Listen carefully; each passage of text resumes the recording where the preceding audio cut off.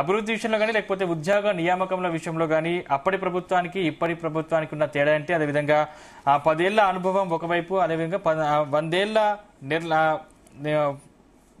అనుభవం ఒకవైపు, 100 ఏళ్ల అనుభవం ఒకవైపు, 10 ఏళ్ల నిర్లక్ష్యం మరోవైపు అని చెప్పేసి నిన్న రేవంత్ రెడ్డి గారు కామెంట్ చేశారు. దీనిపై మీ అభిప్రాయం ఏంటి? అందరికీ నమస్కారం. ఎల్బీ స్టేడియంలో మరొకసారి ఉద్యోగ నియామక పత్రాలు 1635 మందికి ఉద్యోగ నియామక పత్రాలు అందజేస్తున్నటువంటి సందర్భంగా ముఖ్యమంత్రి గారు ఒక 3-4 అంశాలపైన కీలకమైనటువంటి వ్యాఖ్యలు చేయడం జరిగింది. ఇది మొదటిసారేం కాదు. సందర్భం వచ్చినటువంటి ప్రతిసారి కూడా ముఖ్యమంత్రి గారు ఇట్లాంటి విషయాలను మాట్లాడుతున్నటువంటి సందర్భాన్ని మనం చూస్తున్నాం. ముఖ్యంగా తను చెప్తున్న ఇంకోటి ఏంటి అంటే, ప్రధానంగా ఏంటి అంటే, మా ప్రభుత్వం అధికారంలోకి రావడానికి నిరుద్యోగులే ప్రధానమైనటువంటి కారణం. గత ప్రభుత్వం పైన నిరుద్యోగులు పెద్ద ఎత్తున అసంతృప్తి వ్యక్తం చేశారు. ఉద్యోగ నియామకాలు చేపట్టలేదు. కానీ మా ప్రభుత్వం వచ్చినటువంటి 90 రోజుల్లోనే 31,000 మందికి నియామక పత్రాలు అందజేశాము. తర్వాత రాబోయే రోజుల్లో కూడా ఇంకొక 30-35,000 ఉద్యోగాలు అందజేయడానికి మేము కసరత్తు చేస్తున్నాము, ప్రయత్నాలు చేస్తున్నాము అనేటటువంటి మాట చెప్తూ అక్టోబర్ 9వ తారీఖు నాడు కూడా 11,063 మందికి ఉద్యోగ నియామక పత్రాలు ఇవ్వబోతున్నామని చెప్పారు. చెప్పిన సందర్భంలో తను కీలకమైనటువంటి వ్యాఖ్య చేసింది ఏంటి అంటే, 2019 లోక్సభ ఎన్నికల తర్వాత కల్వకుంట్ల కవిత ఓడిపోయారు, ముఖ్యమంత్రి గారి బిడ్డ. తర్వాత ముఖ్యమంత్రి బంధువు కరీంనగర్ నుంచి బోయినపల్లి వినోద్ కుమార్ ఓడిపోయారు.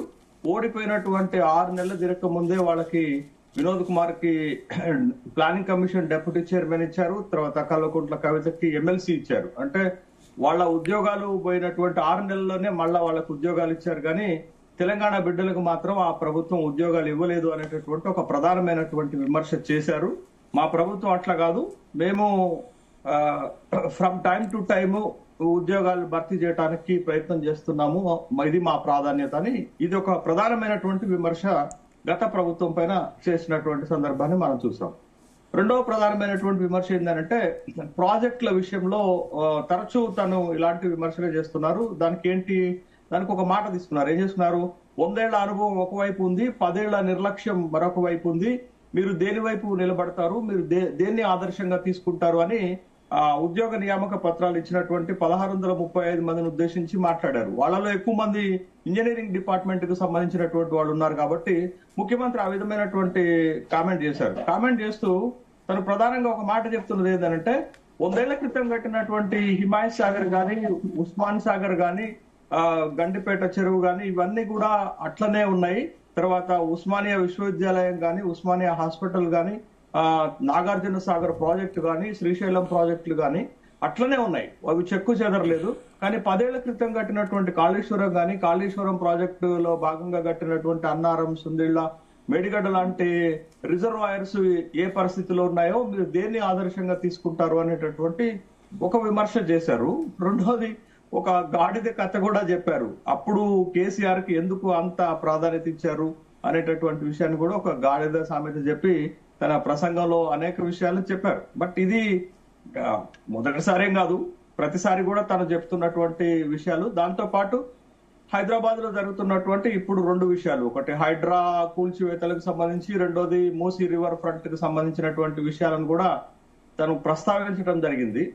అయితే ఇక్కడ చాలా ప్రధానమైనటువంటి విషయాలు ఏంటి అంటే, ఒక్క విషయం ఒప్పుకోవచ్చు, ఈ ప్రభుత్వం వచ్చినటువంటి ఈ 10 నెలల్లోనే డిఎస్సి నిర్వహించటము, 11,000 ఉద్యోగాలకు సంబంధించినటువంటి నియామక పత్రాలు రేపు 9వ తారీఖు నాడు అందజేయటం కొంచెం క్విక్ గా కనపడుతుంది. అంటే ఉద్యోగ నియామకాల విషయంలో కాస్త క్విక్ గా కనపడుతుంది.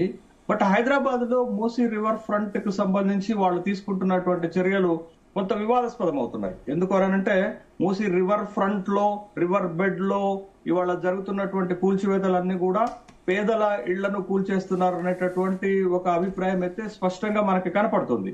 వాళ్ళకి స్పష్టమైనటువంటి ప్యాకేజీ ప్రకటించకుండా, నిర్వాసితుల పక్షాన కాకుండా కూల్చివేతలే ప్రధాన ఉద్దేశంగా మూసీ రివర్ ఫ్రంట్ లో ఉన్నటువంటి ఆక్రమణలను లేకపోతే స్ట్రక్చర్స్ ని తొలగిస్తున్న నేపథ్యంలో ప్రభుత్వం పైన ఆ ప్రాంతానికి లేకపోతే ఆ నిర్వాసితుల నుండి పెద్ద ఎత్తున వ్యతిరేకత ఎదురవుతున్నటువంటి సందర్భాన్ని మనకి కనపడుతుంది. కాబట్టి మూసీ రివర్ ఫ్రంట్ ప్రక్షాళన విషయంలో ప్రభుత్వం పునరాలోచన చేయాలనేటటువంటి అభిప్రాయం సామాన్య ప్రజానికం నుంచి కూడా రాష్ట్ర ప్రజల నుంచి కూడా కొంత అభిప్రాయాలు వ్యక్తమవుతున్నటువంటి నేపథ్యంలో దానికి ఏ విధమైన పరిష్కారం ప్రభుత్వం చూపించబోతుంది? మూసీ రివర్ ఫ్రంట్ నిర్వాసితుల పక్షాన మరేమి ప్యాకేజీ ప్రకటించబోతున్నారు? దాన్ని ఇట్లా వ్యతిరేకత లేకుండా ఏ విధంగా దాన్ని ప్రక్షాళన చేస్తారనేది ఒక సమస్య. అది ప్రభుత్వం ముందు 2 కమిటీలు వేయడానికి ప్రభుత్వం సిద్ధపడినట్లుగా మనకి వార్తలు కనపడుతున్నాయి. బట్ ఆ విషయంలో అయితే చూడాలి. రెండోది, ఇప్పుడు మేడిగడ్డ లేకపోతే అన్నారం, సుందిళ్ల పైన, కాళేశ్వరం పైన పిసి ఘోష్ ఆధ్వర్యంలో కమిషన్ జ్యుడిషియల్ ఎంక్వైరీ నడుస్తుంది. బట్ ఆ జ్యుడిషియల్ ఎంక్వైరీలో అనేక విషయాలు, గతంలో జరిగిన తప్పిదాలు బయటకు వస్తున్నటువంటి సందర్భంలో పిసి ఘోష్ కమిషన్ ఏ విధమైనటువంటి తీర్పు కాళేశ్వరం పైన ఇస్తుంది అనేది ఒక ప్రధానమైనటువంటి అంశంగా రాబోయే రోజుల్లో మారబోతుంది.